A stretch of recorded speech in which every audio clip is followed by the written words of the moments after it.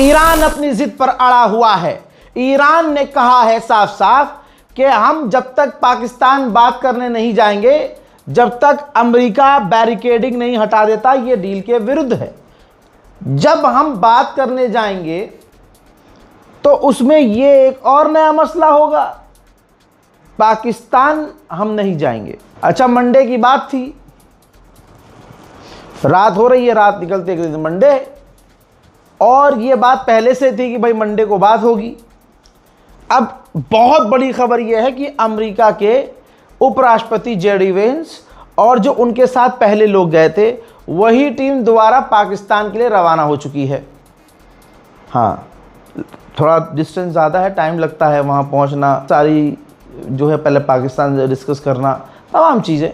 लेकिन ऐसे में एंड टाइम पर ईरान कह रहा है हम आएंगे ही नहीं, क्योंकि अमेरिका ने जो ब्लॉकेज किया है ये पहले हटेगा तब हम आगे बात करेंगे। और आपको एक और बात क्लियर कर दूं भाई, देखो, जो जोर दिया जाएगा इस दोबारा मीटिंग जो होगी, जोर दिया जाएगा कि सीज फायर आगे बढ़ जाए पहले, क्योंकि सीज फायर का जो टाइम है हफ्ते भर से ऊपर हो चुका है, ख़त्म होने वाला है। दुनिया को डर है दोबारा से बम न चलने लगे, मिसाइल विजाइल न चलने लगे, और अगर ऐसा होता है तो सारी दुनिया को नुकसान होगा। तो दुनिया का प्रेशर ये है, मीडिएटर्स का भी यही प्रेशर है कि भाई जो डील होनी है सो होनी है, वो तो बात की बात है, लेकिन पहले सीज फायर एक्सटेंड कर दिया जाए। इस पूरे 50 दिन हो चुका है दोस्तों। 50 दिन की जंग में मैंने दुनिया के तमाम बड़े बड़े अखबार जो ईरान और अमेरिका के लिए लिख रहे थे वो मैंने बताया। आज मैं आपको ऐसा अखबार दिखाऊंगा जिस अखबार ने पूरे 50 दिन में ऐसी बात नहीं लिखी थी, आज लिखी है। फ्रांस का सबसे बड़ा अखबार है फ्रांस 24, ये रहा, लिखा है कोई ऐसा साइन नहीं दिख रहा है अब तक कि ईरान की रिजीम गिर जाए, बल्कि ईरान की गवर्नमेंट बहुत मजबूत पहले से ज़्यादा हो गई है। अब समझ में आया, शहादत कभी भी नुकसान नहीं पहुंचाती मुन्ना, और ये शहादत दी है आयतुल्लाह सैयद अली खामनाई ने। उनकी शहादत के बाद ईरान और मजबूत हो गया, ऐसा जैसे मुरझाया हुआ पौधा खामनाई ने अपने खून से सींच दिया। दुनिया के तमाम बड़े देश कह रहे हैं ईरान की रिजीम नहीं गिरेगी, बल्कि ये तो और मजबूत हो गई है। मेरे दोस्तों, दोपहर में जो मैंने एक बात छोड़ दी थी, जो पोस्ट दिखाया था मैंने ट्रम्प का कि यार ये तो धमकी दे रहा है, वो लाइन मैंने ध्यान से बाद में पढ़ी, और वही लाइन बड़ा जो है बवाल खड़ा कर सकती है। डोनाल्ड ट्रम्प ने अपने उस पोस्ट में कहा कि हम ईरान को मिटाने वाले हैं, यानी सेम वही लाइन जो उसने सिविलाइजेशन को मिटाने की बात की थी, और उसके बाद खुद की इतनी फटी कि अपनी दी हुई धमकी से खुद पलट गया। अब दोबारा से वही गलती उसने की, यहाँ तक कि ये देखिए, उसका नेता है डोनाल्ड ट्रम्प का, उसने कहा है वीडियो में आकर, न्यूज़ पर आकर अमेरिकी, कि IRGC वहाँ की ब्रिज, वहाँ की रोड, वो सब कंट्रोल करती है। कोई ये वॉर क्राइम नहीं है अगर हम ईरान के ब्रिज और ईरान के सड़कों को उड़ाएं। यानी अमेरिका में माहौल बनाया जा रहा है कि हम नरसंहार ईरान में करें, हम जो कुछ भी ईरान में करें, ये माना जाए, पहले से ही दिमाग में डाल दिया जाए कि वो वॉर क्राइम नहीं है। तो कहने के लिए बता दूं, IRGC पूरा मुल्क चला रही है। ईरान की फौज किनारे कर दो, ईरान की सरकार किनारे कर दो, ईरान के लोगों को किनारे कर दो, पूरा ईरान अकेले IRGC चला रहा है। जो खामनाई की सिक्योरिटी करती थी, जो सबसे मतलब भूल जाइए ईरान की फौज को, ईरान की फौज अलग है, ईरान की IRGC अलग है। जिस दिन से जनाब खामनाई को शहीद किया गया, उस दिन से अब तक IRGC ही पूरे मुल्क को कंट्रोल कर रही है। तो क्या पूरे मुल्क को मिटाओगे? कह तो तुम्हारे ट्रम्प ने यही दिया है, लेकिन औकात तुम्हारी नहीं है। 50 दिन की जंग में अमेरिका ने खूब बड़ी बड़ी बातें की और जब इनको घुमा के देखा गया तो इनके पीछे से कपड़े फटे हुए थे। ईरान ने फिर से रिपीट किया है कि अमेरिका ने जो ब्लॉकेज किया हुआ है ये अनलॉफुल है, क्रिमिनल एक्ट है और सीज फायर का उल्लंघन है। अर्जेंटीना में गंदे इंसान की मौजूदगी है। ये रहा नेतन्याहू, ये वहाँ गया और वहाँ जाकर इसने कहा कि हम जानते हैं कि ईरान वेस्टर्न सिविलाइजेशन को ख़त्म करना चाहता है, लेकिन अब ऐसा होने नहीं देंगे। जंग ख़त्म नहीं हुई है, जंग अभी जारी है और हम ईरान को ऐसा करने नहीं देंगे। डोनाल्ड ट्रंप की फ्रस्ट्रेशन बिल्कुल जायज़ है, क्योंकि कल तक जो सोचता था कि मैं ही हूँ, जो मैं कह रहा हूँ वही सही है। और अमेरिका के लोग डोनाल्ड ट्रंप को मानते भी थे खूब। लेकिन ये देखिए, इतिहास में सबसे ज़्यादा, देखिए NBC न्यूज़ है, अमेरिका का न्यूज़ चैनल है, प्रेसिडेंट डोनाल्ड ट्रंप का अप्रूवल रेटिंग 63% गिर गया है। यानी 63% अमेरिका के लोग डोनाल्ड ट्रंप की अब मानते ही नहीं हैं। साला जो बोलता है उसको झूठी माना जाता है, बकलोली माना जाता है। अमेरिका के एनर्जी सेक्रेटरी ने कहा कि ईरान से हुर्मुज को लेकर बातचीत अच्छी चल रही है। हजरात, ये तमाम बयानबाजी नकली ही साबित होती है कि ईरान से डील होने वाली है, ईरान हमारी बात मानने वाला है। यह हवा बनाई जाती है। ऐसे पहले भी तो हुआ था, लेकिन नहीं हुई थी डील, सारी बातें ख़राब हो गई थी। हजरात, कुवैत ने एक अमेरिकी कुवैती जिसके पास अमेरिका और कुवैत दोनों की नागरिकता थी, वो पत्रकार था, कुवैत ने उसे गिरफ्तार कर लिया। गुनाह क्या था? जो ईरान ने छेदा है कुवैत को और इनकी सारी जो भरमबाजी है वो निकाली है, और सिर्फ वो जो डैमेज हुआ था ईरान की मिसाइलों से कुवैत में जो असर हुआ था उसकी रिपोर्ट करी थी उसने, खबर छापी थी और फोटो ली थी। गिरफ्तार कर लिया गया है। फॉक्स न्यूज़ का एक पत्रकार है, ये काली टी शर्ट में जो है, इसने बताया है कि मैंने डोनाल्ड ट्रंप से खुद बात की है। अच्छा, जो ये खबर है ये पूरी तरह से वायरल है यूरोप में, जिसमें इसने बताया कि मैंने ट्रंप से बात की और ट्रंप ने कहा कि मैंने ईरान के लिए आखिरी ऑफर रखा है, इसके बाद मैं ईरान से बोलूँगा नहीं, मैं पूरे ईरान को मिटा दूंगा। जी हाँ, फॉक्स न्यूज़ के पत्रकार से कहा। फॉक्स न्यूज़ के पत्रकार ने फॉक्स न्यूज़ चैनल पर बताया और ये खबर पूरे यूरोप में वायरल है। ईरान के गुनबदे काउस के इलाके में ऑयल फैक्ट्री में खतरनाक आग लग गई है।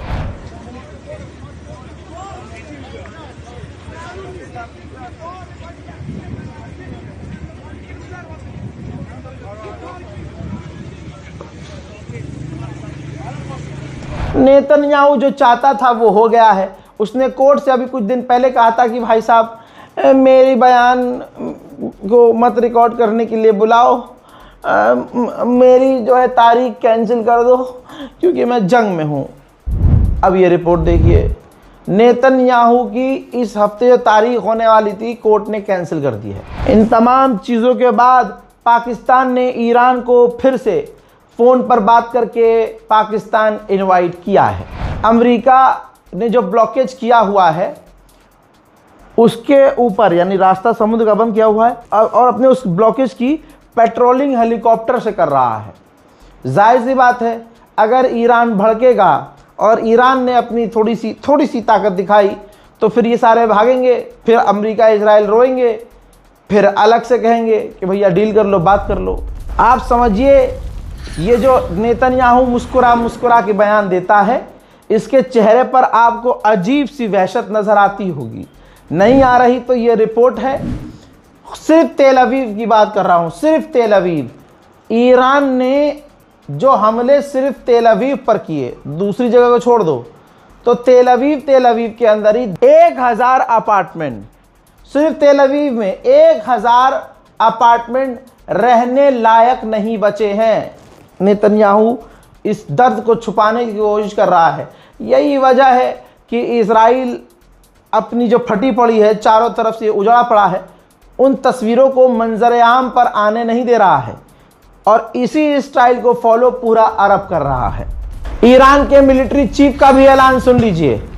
उन्होंने कहा कि सारी चीज़ें एक तरफ, एक बात याद रखना, अमेरिका के फौज से हम अपनी आखिरी सांस तक लड़ेंगे। मेरे दोस्तों, ब्राजील के जो प्रेसिडेंट हैं लूला भाई साहब, उन्होंने क्या रगड़ा है भाई। इनके बयान से तो मैं डर गया कि आगे अमेरिका इजराइल कितना बौखलाएंगे और अब क्या करेंगे। इन्होंने साफ साफ कहा कि इराक में जो घुसपैठ की गई सद्दाम हुसैन के पास केमिकल हथियार है, वहां घुसपैठ के बाद आज तक कुछ भी सद्दाम हुसैन का कोई हथियार, कोई मास डिस्ट्रक्शन वेपन नहीं मिला, वो सब झूठ था। इसी तरह से फ्रांस और इंग्लैंड ने लीबिया के अंदर घुसपैठ की, तबाही मचाई, नरसंहार किया, बहाना ऐसा ही बनाया था, लेकिन वो सारा का सारा झूठ था। इसी तरह से गाजा के अंदर इजराइल घुसपैठ कर रहा है, मिटा रहा है, नरसंहार कर रहा है, वो भी एक झूठ है कि गाजा इजराइल के लिए खतरा है। फिर कहते हैं कि और आज की तारीख में इजराइल लेबनान पर बमबारी कर रहा है, और किस मकसद से, किस बहाने से, किसी को नहीं पता। ठीक ऐसे ही अमेरिका ईरान में घुसपैठ कर रहा है, उनका मकसद क्या है किसी को नहीं पता। हमेशा झूठ बोला जाता है और इन लोगों ने झूठ बोल बोल कर कई सारे देशों को बर्बाद किया है। मेरे दोस्तों, लूला ने आगे यह भी कहा कि लैटिन अमेरिकियों को अमेरिका और इजराइल के द्वारा दिखाया जाता है कि ये ड्रग ट्रैफिकिंग करते हैं सारे, और ये जो अरब हैं ये आतंकवाद फैलाते हैं। दूध के धुले बस यही हैं जो सबसे बड़े क्रिमिनल हैं, और हमें इनको झूठ बोलने से रोकना होगा। हजरात, 2 टैंकरों पर हमला हुआ था भारत के, आपको पता है, दोनों को लौटना पड़ा था, लेकिन पीछे से एक और टैंकर देश गरिमा नाम का आ रहा था। उसने परमिशन मांगी और ईरान ने परमिशन दे दी, तो देश गरिमा नाम का एक टैंकर भारत का ईरान ने आने दिया। और यह बात सही है कि 2 टैंकर पर हमला हुआ, और वो 2 टैंकर में जो हमला हुआ, जाहिर सी बात है, मुझे ऐसा लगता है कि ईरान की इंटेलिजेंस चूरन तो है नहीं। ये जो मेजर गौरव आर्या, ये जो सुअर का गू है, इसने जहां हमारे माननीय प्रधानमंत्री तमाम देशों को बैलेंस करके चल रहे हैं, हमारी गवर्नमेंट, हमारे विदेश मंत्री पूरी ताकत से ईरान के साथ नेगोशिएशन कर रहे हैं और दिखा रहे हैं कि भाई हम तो दोस्त हैं तुम्हारे, हम नहीं चाहते जंग हो, इस तरह की बैलेंस बातें कर रहे हैं। गोदी मीडिया इस सुअर को बुलाता है, इस हराम के जने से जहरीले बयान दिलवाता है, और आपको यकीन नहीं होगा, अपने ट्विटर पर इसने 40 मिनट का वीडियो और रिलीज किया है जिसमें यह जस्टिफाई कर रहा है कि मैंने जो कहा सही कहा। तो जाहिर सी बात है, फिर तो ईरान पेलेगा। और मैं कहता हूं कि जितने भी टैंकर, अगर मोदी सरकार में सच में कोई ईमानदारी है 1%, और इसने बकरी का दूध, मतलब अपनी अम्मा का दूध पिया है, बकरी का, गाय का, भैंस का, अम्मा का पिया अगर है, तो इसको चैलेंज मैं करता हूं कि तू गवर्नमेंट से अप्रूवल ले, स्ट्रेट ऑफ हॉर्मुज में जा, और जो टैंकर फंसे हुए हैं तू गारंटी ले, और तू खुद ईरान को धमकी दे दे के टैंकर निकलवा के दिखा। भाई सुन मेरी बात, भाई तो लानत है तू पे, भाई कैसे कह दिया मैंने से। सुन सुअर, तेरी जितनी मेजर गिरी है ना, पीछे से डाल के मुंह से ईरान बाहर निकाल देगा। और ये सब कुछ जो हो रहा है, सब कुछ जो हो रहा है, इसमें भारत का साथ देता है ईरान, लेकिन तूने अपनी गंदी जबान से हमारे विदेश मंत्री, हमारी विदेश नीति, हमारे प्रधानमंत्री की मेहनत को बेकार कर दिया, फेल कर दिया। और अभी भी गोदी मीडिया अगर कोई इसे बुलाता है टीआरपी के लिए, तो याद रखना, इसको चैनल पर देखने के बाद सिर्फ अंडुआ समाज खुश होता है, जिन बेचारों का खुद मोदी जी कोर्ट के द्वारा घर तोड़ रहे हैं, आज इसे सपोर्ट कर रहे हैं। इसकी औकात है, इससे बोलो भाई तू बहुत हिंदुत्व करता था, कितने सारे हिंदुओं का मकान तोड़ दिया गया, कहां है तू सुअर, जाता क्यों नहीं है?